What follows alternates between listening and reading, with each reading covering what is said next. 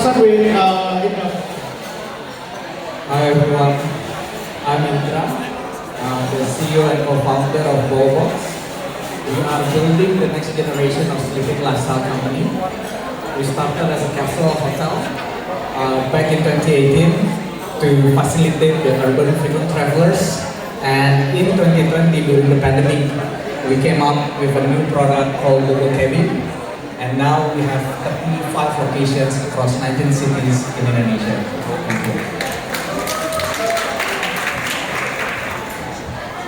Hi everyone, I am Nicholas from Ventures, part of the investment team, and we are one of the local-based VC fund in Indonesia.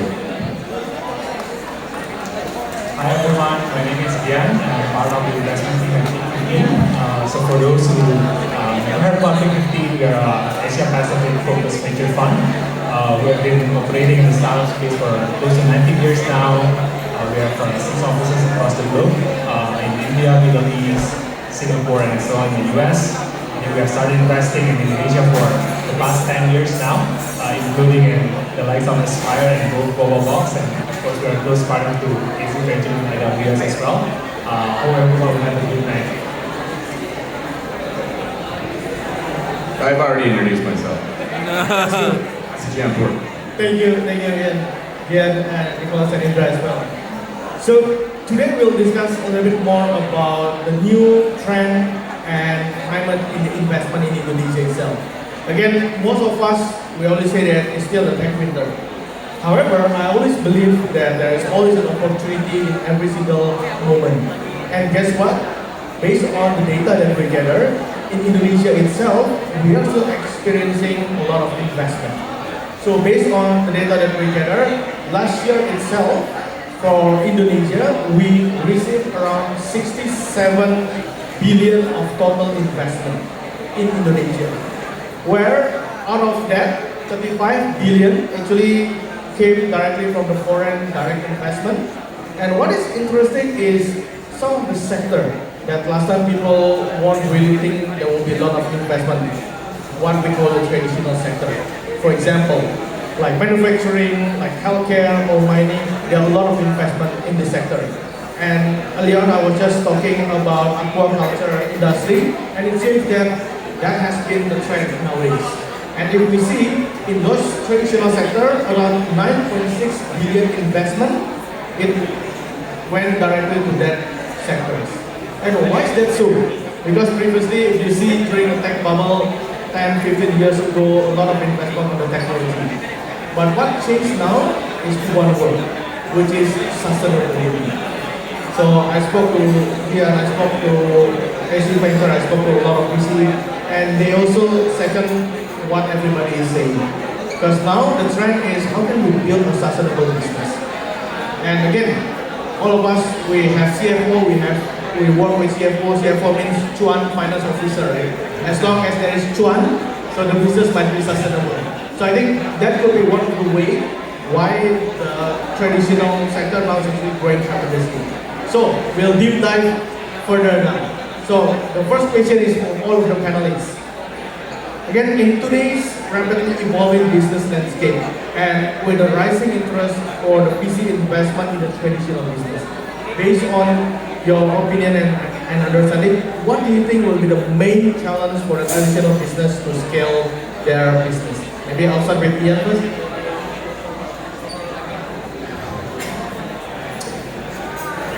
Yeah, I'm always skeptical of a single answer for something like that. So I'm going to take a little bit of a different direction. I don't think there's a single or a main challenge, and my opinion on this, in working with a wide number of industries, traditional businesses, tech natives, is the same challenges apply that always apply.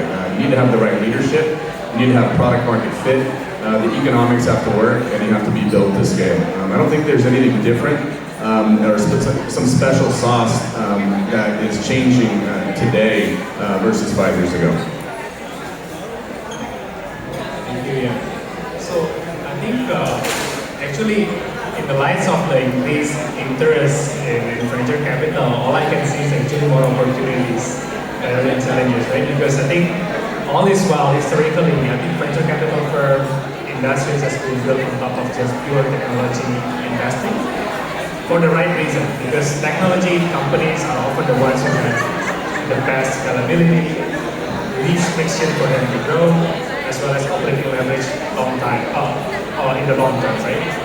And now I think with the likes of many of the emerging local traditional companies on the brand side, be it those in skincare, F&B, hospitality like Bobobox, or even in services, I think we as an investor seeing that actually there is a lot of things that we like in technology companies are present too in select categories of traditionals.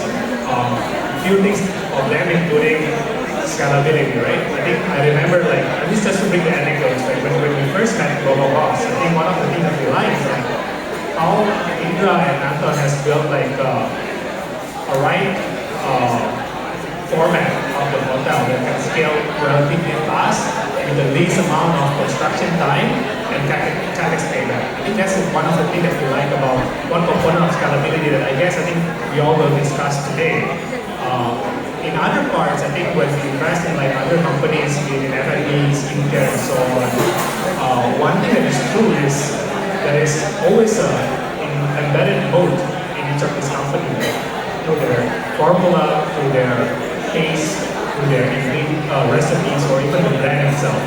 So I think now as we have more proof, right, that like brands like Jiwa, Warna, something like something, many others are scaling very fast. I think it increased the awareness and interest. So ultimately, this is one of the funding channels that suddenly open up for many of the traditional business out there.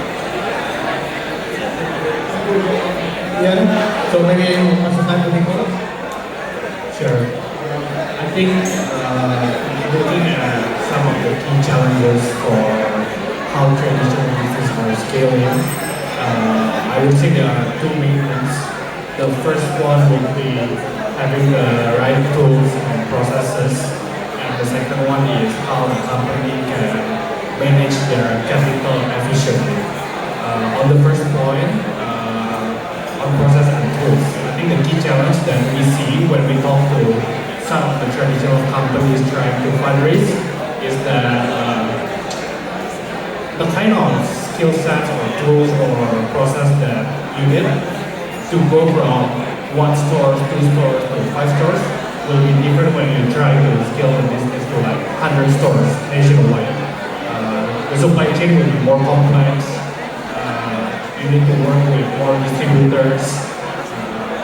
So you will need more digital tools. Make sure that you can collect your AR efficiently. And I think the second point on the capital management, I think the difference between traditional business and tech business is that it's quite easy for you to scale your software services, but for traditional business, for example, something like AWS, where you actually need to put capital for each new store or location that you are expanding to. It's important for a company how they can budget their capital to be able to reinvest it and scale and multiple to growth. I'm so sorry, I'm just gonna take 2 seconds, but everyone from the left side can please quiet down a little bit. Can everyone please quiet down just a little bit? I promise alcohol will be served soon, but please everyone, especially from the left side, please quiet down a little bit. From the right side as well. Okay, thank you so much. I'm so sorry. Thank you. Right, fundraising now is definitely painful, right? So I guess things are changing, but from the way we look at it, just like what Dian and Nicholas said, there are more opportunities right now. I guess the way founders and VCs look at business now, they see it in a more holistic way. right? It's no longer about the market size or the growth rate, but now there are so many other things that we need to take into account. And just like what Nicholas said, now is the right time for any founder to really understand the business process, streamline the business process, make sure that the unit economics make sense. So I guess now it's more demanding, but it's good in a way because now us as founders are basically encouraged to really think about the path to profitability, right? Pricing strategy has become one of the key strategy that we need to do, right? We know the market is huge, we know the market is big, but now, building the right processes is so important, and building the right culture is never more important than today. I guess that's my take. So I would say, as founders right now, we really need to think end to end when we want to decide building a company. Definitely, thank you so much.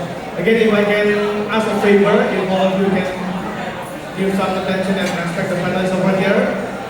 And before you can go back home, we will actually send a multiple choice question based on the discussion. If you cannot answer, you cannot go out from this room. Okay, so if you want to still go back to your family safely, I'll ask a favor if you can pay attention a little bit. Alright, so let's continue. I think that was a very great discussion.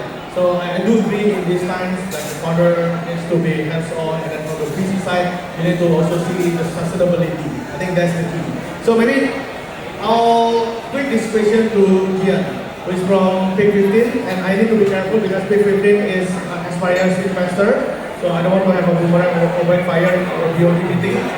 So, okay, from the business standpoint, right, when you see the technology companies versus the brick and mortar traditional companies, the way they run the business is different. The way they scale the business is also different. So, most of the time, the VC normally focus on technologies company, for example. So, from Pick 15, in this case, how can you identify a good potential for brick and mortar of traditional companies, and how do you think that they can scale better? Because a lot of people say that traditional company normally they scale slower. Yeah, thank you for that, and thanks for being such a cheerful host. So basically, I think whenever we are looking into all of this, brick and mortar companies, you put it that way,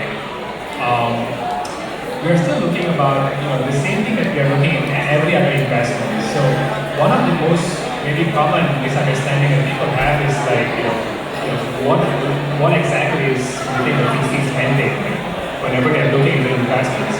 I think for us it's always, it's not far away from looking whether the company has the right ingredients for them to scale and hopefully scale non-linearly.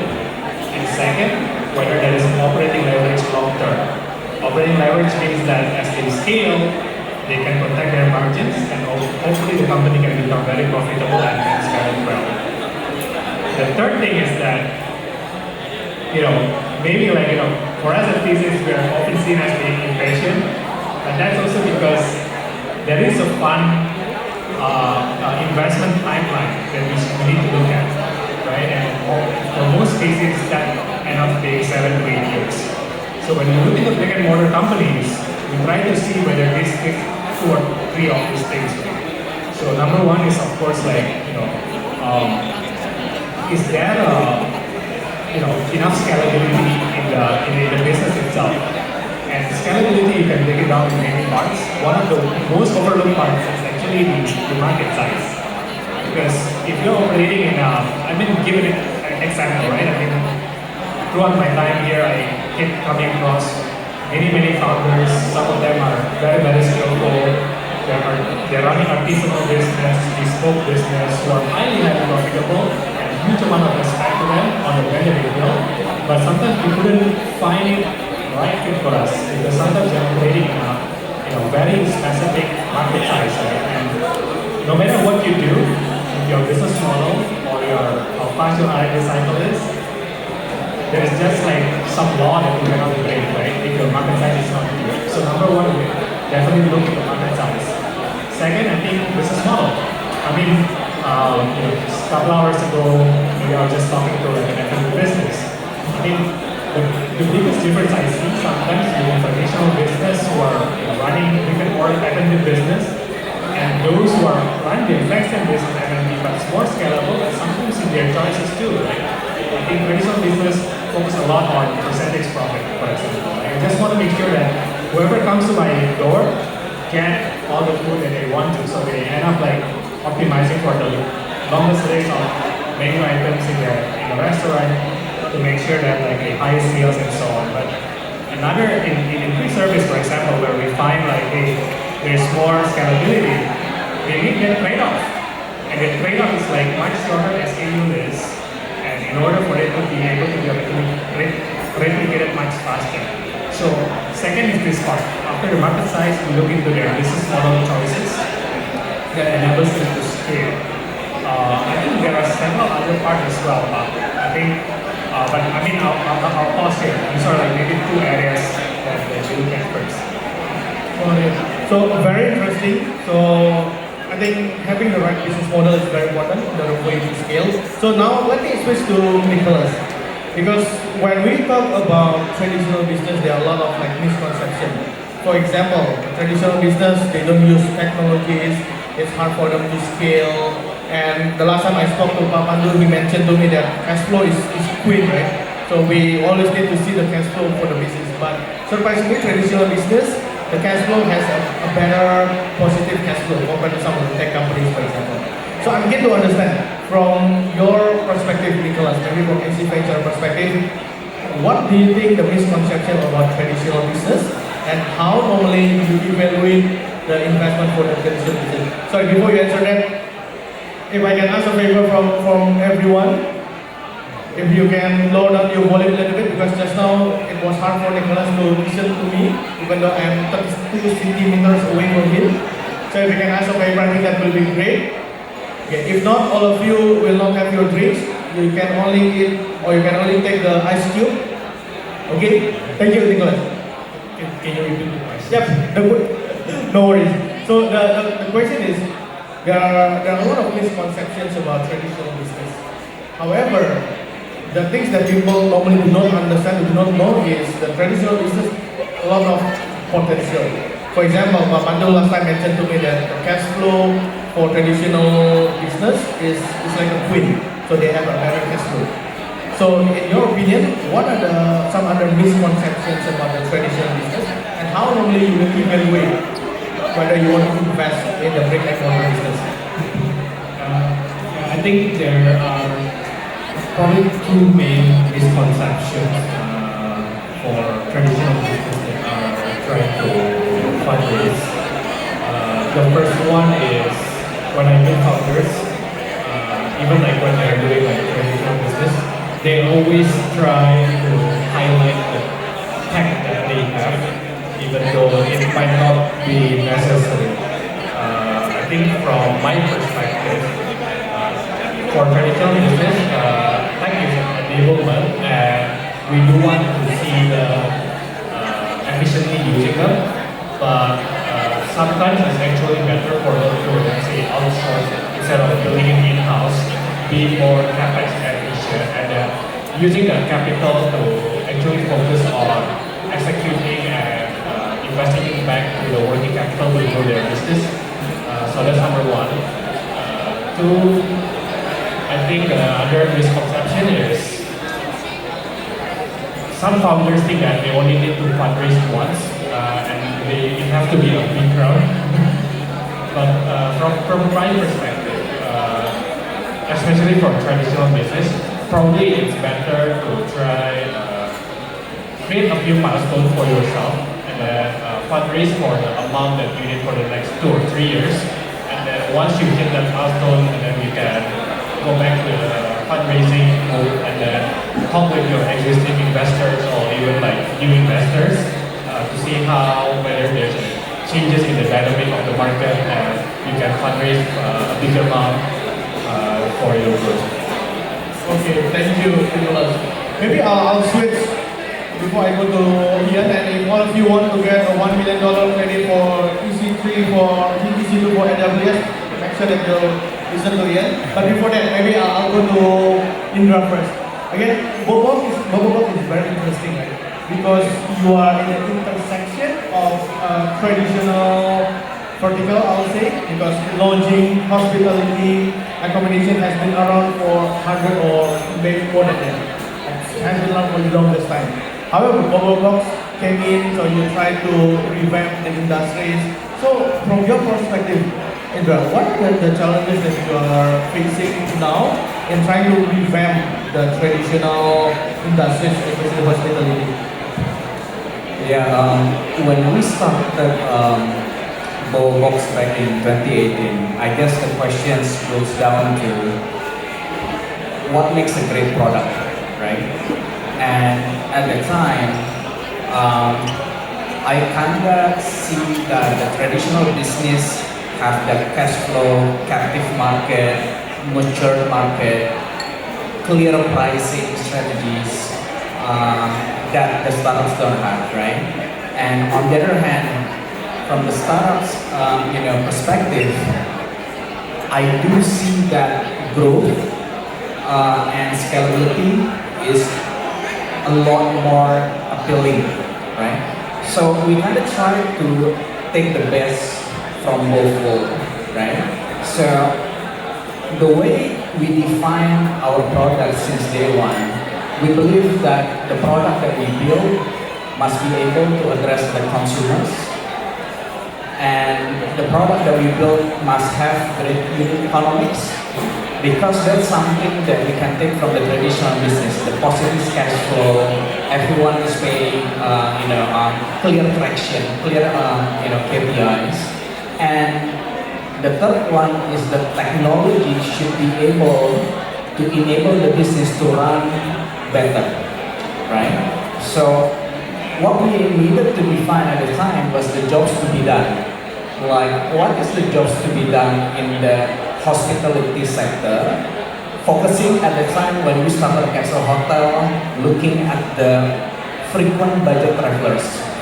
We saw the opportunity that the number of travelers have been growing very significant because of the emergence of social media, budget transportations. So we know that it was at its inflection point for budget travelers to grow really big at the time. But looking at the solution available in the market, we do feel that there is still opportunity to become a better solutions that deliver better comfort, convenience to these users, and that's how we came up with the modularity to make it scalable, right? So we know the market is big, but we know it's very traditional. So we try to create solutions that can enable this business to be scalable. And I guess another thing that a lot of investors don't like is the capex heavy, right? So what we try to do is to map out this business process, this business model, and how we can come up with solutions that can reduce the capex.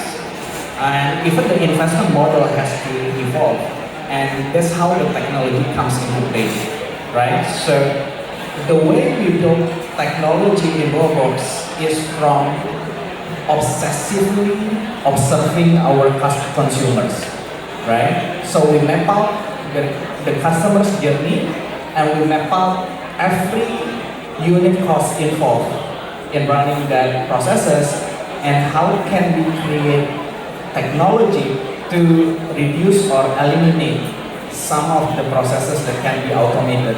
And that is how we are navigating through all the crises, in the last 6 years, is by obsessively observing this journey and trying to keep on iterating the solutions that we build, so that we still can get the sustainability, the profitability, but also still aiming for the high growth, the high performing performance. Nice. Thank you for sharing. I agree. Customer obsession is very important and essential for any business. And I like when Indra said that how can we leverage technology to improve our capex. And speaking about technology, so we have Ian who is the expert from technology side. So I believe the people over here will be very keen to hear from you. How do you think a traditional business will adopt the AI? And what are the challenges that you foresee traditional business to adopt AI?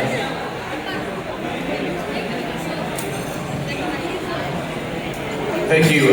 Just want to make sure that I got the question. How do I see traditional businesses adapting AI and what are the challenges? Yes, correct. Okay, cool.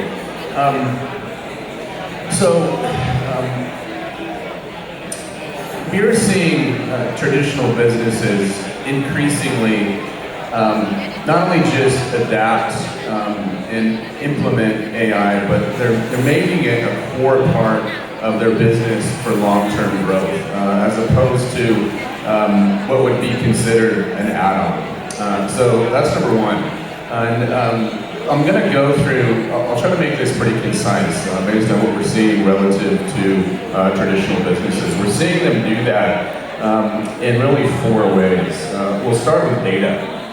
So the mountains of data that traditional businesses have around their customers, around their markets, around operationals, that those used to have to be mined through big data services, and you had to hire data scientists and machine learning architects, and it was very costly, and it was inconcise.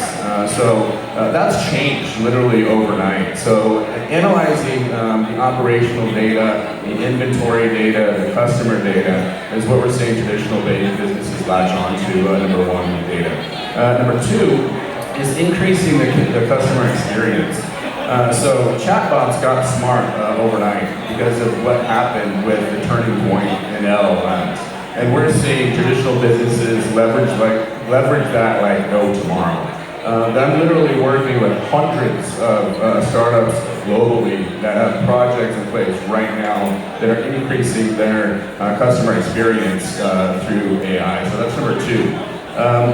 Number three is I'm going to go to automation. So we're seeing convergence in what I'm calling innovation platforms. So things like robotics, right, has been transformed really in a short term through AI as well. So the mundane experiences that are happening with traditional businesses are being replaced through AI and robotics overnight, right? So automation is the fourth one. And the last one that I'm going to go with, and there's a much longer list that I'm seeing impacted really on a day-to-day basis. The last one that I'm going to go with is product development.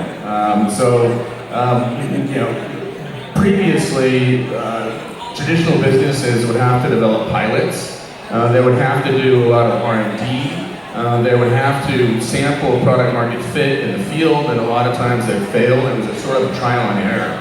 But with the advent of LLMs and the access now that they have to the tools, they can create predictive models and in advance be able to determine what that product market fit is going to be and keep that in the R&D arm in a development phase before they actually go to production. There's a much longer list of direct impact that I'm seeing on a day-to-day basis with traditional businesses, but to keep it concise, I'll stick to those four pillars.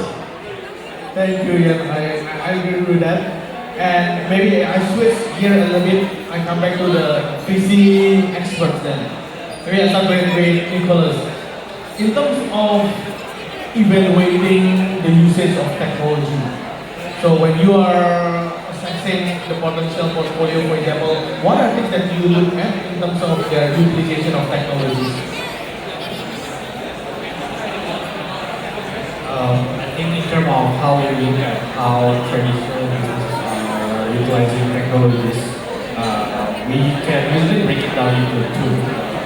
One is how they are utilizing it to increase their revenue. Two is how they are utilizing it to make their operation more efficient and hence reduce their costs. For revenue, like some of the successful one we have seen is one is how they are leveraging the data that they gather from their CRM For example, one company that I met, they were very effective or very thoughtful on how they are doing marketing spend. For example, when they start this campaign on how every time they open a new store, they will get new customers to buy with a deep discount, and then after they open a new store, they realize that those people that utilize the discount never come back. So after 10 stores, they actually stop doing that campaign, and their marketing spend is much more efficient. And then on cost side, there are a few ways they can also reduce how they use technology to reduce their costs. One example is how they use like financial management system like Aspire, and then they actually use it to look into which AR are using, making sure that they collect all the management. And then in terms of logistics, they also one company developed their own supply chain management system to make sure that they do like road planning for their trucks to get like more points in one day. Thank you, Nicholas. So, talking about expectation, and you mentioned about the expectation in using technology, maybe I'll pass the question to Gian this time.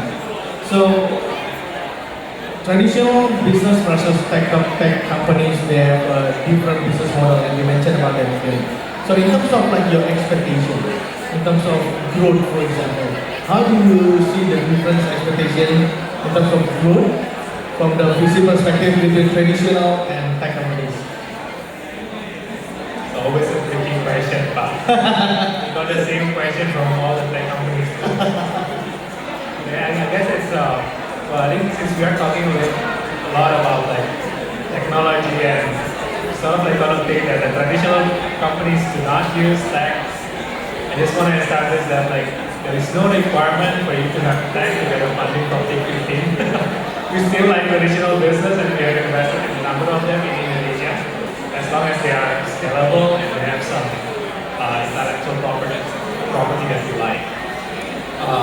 So I think when it comes to growth expectations, right, I guess it really depends on the stage of the company.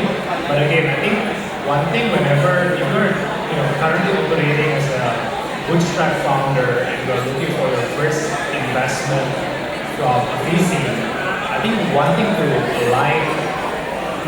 good to align upfront is that you have this conversation with the VCs, right, on what is the expectation. I think oftentimes when it is, especially if it's the first time for a founder to go and find financing, they still think about it as, okay, I need to open the next factory or my next warehouse, and I need this like capital that I cannot get elsewhere from bank or other thing.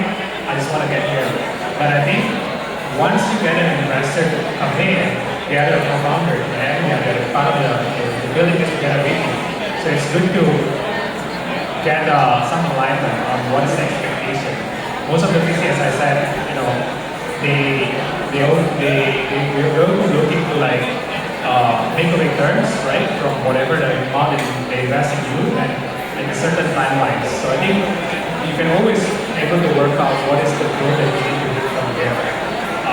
I just want to add one thing. I think the point that Ferdy asked, right, if you're a traditional business, when you should invest in tech, how much you should invest in tech, and I felt like, if there is one thing that I often learn from any traditional business owner is they are very, very sharp when thinking about ROI. Like $100 that I invest like now, I think they have like $200. I think I often see like it's the same mentality works very well when it comes to investing in your tech as well. If you want to invest in your software team, if you want to invest in the next like tools to use, always use that in mind, right? I think the same thing that we do whenever people invest in their marketing, they always think about ROI. I think the same thing should be applied also when it comes to tech investment. And of course, right, at the end of the day, we need to look at the ROI. Okay, everyone, I already have my last two questions. So if I can ask a favor to give more attention in these last two questions, and after this we have a lucky draw ticket, business class, from here to your home using MRT. So whoever can answer the question will get that. Okay, I'll go to Indra first then. If you have a magic wand, what are things that you want to get from the VC?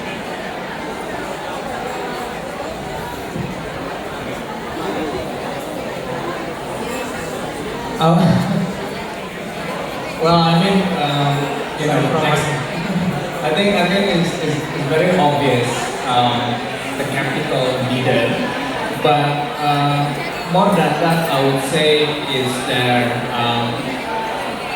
supporting strategically supporting the business. I think that's also another thing, and we are fortunate enough to have these investors here in Bobobox, because I believe the biggest value that we get other than the capital, of course, is the partnership and the mentorship during the challenging times. I still remember when the COVID-19 hits in 2020, Peak 15 at the time, they are very swift, and they ask the founders to have like an immediate Zoom call, and that was in February, so the COVID-19 hasn't reached Indonesia yet, but we already started talking about how can we anticipate COVID-19 all the way back since January at the time, right? And when March happens, I still can remember how we should basically cease the whole operation for 6 months, and that was really tough, right? And so I would say, those help are very important from the VCs. I would love to see more this kind of support from the VCs as well, especially during these challenging times. How can we navigate through this? And I know in the last 2 years, things have been really hard because there is so much market corrections, I would say, significant correction, and where we totally understand that the VCs have to look at the company more holistically. But yeah, if I have the magic wand, of course, I would like this winter tech to end, and also for VCs to be able to really go back and see the potential of the business rather than just the whole market landscape and the valuation. But I guess this is the process that we have to go through, which I believe after this season there will be many more better startups and better pieces, obviously. Thank you. So I thought you will say more capital, lower expectation again, but alright, and yes, we all agree that tech winter, I believe it won't be forever. Summer is coming, and we'll wake you up when September ends. So we'll move to Ian. From AWS perspective, how do you think a giant company like AWS can help the traditional business to scale? You talk about product development, but besides product development, is there any other things that AWS can help or support? Yeah, thanks for the question. So similar to how I answered the first one, but I'm not going to keep this one AI focused. We're increasingly seeing traditional non-tech organizations adopt technology, and there's a number of trends that we see across traditional businesses as they weave technology into their business models. So I'll just cover top ones that I'm seeing personally, working with traditional businesses globally. I think a big one is predictive analytics in regards to inventory management. So inventory management previously used to be a very manual process. A lot of times organizations got it wrong. So integrating technology solutions for predictive analytics is a really big one that we're seeing as a trend for traditional businesses. A second one that we're seeing is the integration of IoT for supply chain management. All right, so traditional organizations, again, it was a manual process for supply chain management. A lot of times they were dependent upon third parties, partners. They got it wrong, it was expensive. Nowadays, IoT implementation is relatively inexpensive, incredibly reliable and scalable. So integrating IoT solutions for traditional businesses is another big one. A third one that I'm going to go with is cloud adoption. And you know, AWS is not paying me to say that, but we're increasingly seeing traditional businesses migrate from on-premise infrastructure to cloud, not just for cost containment, but also for increased security and scalability and all the number of additional services that comes along with the cloud migration from on-premise. Next, I'm going to go with blockchain. We're increasingly seeing traditional businesses implement blockchain technology. I just did a large consultation with Japanese liquor giant Suntory that they demoed with me last week at a conference where we've architected a way to verify rare whiskey's authenticity. So there's an authentication model with rare whiskeys with Suntory built right into the bottles that they're in test phases right now. So implementing blockchain technology in traditional businesses we're seeing really globally across enterprises and traditional businesses. And then finally, let's see, I'm going to go with omnichannel. So we're citing a lot of tradition, and I'm not sure if the term omni-channel marketing or omni-channel customer engagement rings a bell for anybody in the audience, but being able to create a seamless customer experience from traditional models that are brick and mortar into digital is something that companies on traditional sides are leveraging increasingly. That's probably one of the first ones that actually hit. So there's 6 good ones. So we're definitely seeing that trend increase, and traditional businesses are not just making technology more reliable, but they're making an integral part of their long-term strategy for growth. Thank you. And interesting to see how the traditional business they are adopting the AI technology for the omni-channel and of course for the inventory management. All right. So let me try to conclude. So I think based on the explanation from the experts over here, I agree with what they have shared. We need to leverage the technology in all of the aspects of the sectors, like what Ian mentioned, using the AI not only in the product development, can be from your omni-channel, and again, like what Indra also mentioned, what is more important is actually how can we utilize the technology and combine it with the customer obsession. So customer center is very important because at the end of the day, the investors will look at your sustainability, will look at how you leverage the technology in order to get a better ROI. So thank you so much, gentlemen, for the very insightful explanation. Really appreciate it. And if I may please give a big round of applause to the panelists. Maybe we'll take a photo together before I pass the mic to Nadia. Okay, we'll take a quick